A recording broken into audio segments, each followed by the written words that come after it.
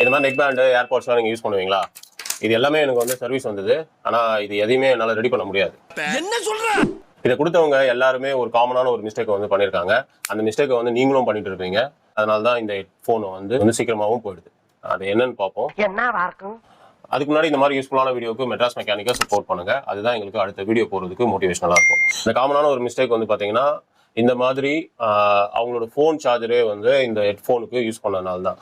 ஏன்னா இதெல்லாம் வந்து ஒரு 18 வாட்ஸ் 25 வாட்ஸ் அந்த மாதிரி வாட்ஸ் வந்து ஜாஸ்தியாக இருக்கும். மாதிரி வாட்ஸ் அதிகமாக இருக்கிற சார்ஜரை வந்து நீங்கள் உங்கள் ஹெட்செட்டுக்கு யூஸ் பண்ணீங்கன்னா அது வந்து நாளடைவில் வந்து அதோட சர்க்கியூட் வந்து போயிடும். அந்த சர்க்கியூட் வந்து போயிடுச்சுன்னா நம்மளால ரெடி பண்ண முடியாது. இது எல்லாமே சர்க்கியூட் டேமேஜ் ஆன ஹெட்செட் தான். இதை வந்து நம்மளால ரெடி பண்ண முடியாது. ரெடி பண்ணுறதுக்கு நீங்கள் இந்த மாதிரி ஹெட்செட்டே வாங்கிக்கலாம். அப்படியா விஷயம்? ஸோ இந்த மாதிரி நெக் பேண்டு ஏர்பாட்ஸ்க்குலாம் வந்து நீங்கள் இந்த மாதிரி சார்ஜர் வந்து யூஸ் பண்ணுங்க. இது வந்து பார்த்தீங்கன்னா 5 வோல்ட்டு 2 ஆம்பியர் அப்படின்னு வரும். இந்த மாதிரி சார்ஜரை வந்து நீங்கள் யூஸ் பண்ணுங்க.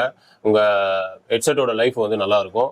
சில பேர் வந்து சொல்லலாம், நான் இன்னும் வந்து ஃபோன் சார்ஜர் தான் யூஸ் பண்ணிட்டு இருக்கேன், அது வந்து நல்லா தான் இருக்கு அப்படின்னு சொல்லிட்டு சொல்லலாம். ஸோ இந்த ஹெட்செட் வந்து பார்த்தீங்கன்னா நான் இது மாதிரி சொல்லும் போது அவரும் அப்படி தான் சொன்னார். நேற்று தான் எடுத்துகிட்டு வந்து கொடுத்தாரு. இதோட சர்க்கியூட்டும் வந்து போயிடுச்சு. ஸோ உடனேலாம் போகாது, கொஞ்ச நாள் கழிச்சு அது வந்து டேமேஜ் ஆகிடும். இது என்ன பிரமாதம்?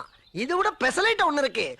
ஹெட்செட் கம்பெனிலாம் ஏன் வெறும் உங்களுக்கு ஒரு கேபிள் மட்டும் தராங்கன்னா, இதோட உங்களுக்கும் இதுக்கு செட் ஆகிற மாதிரி சார்ஜர் வந்து கூடவே கொடுத்துட்டாங்கன்னா நீங்கள் அதை யூஸ் பண்ணிட்டு ரொம்ப நாள் வச்சுட்டு இருப்பீங்களே.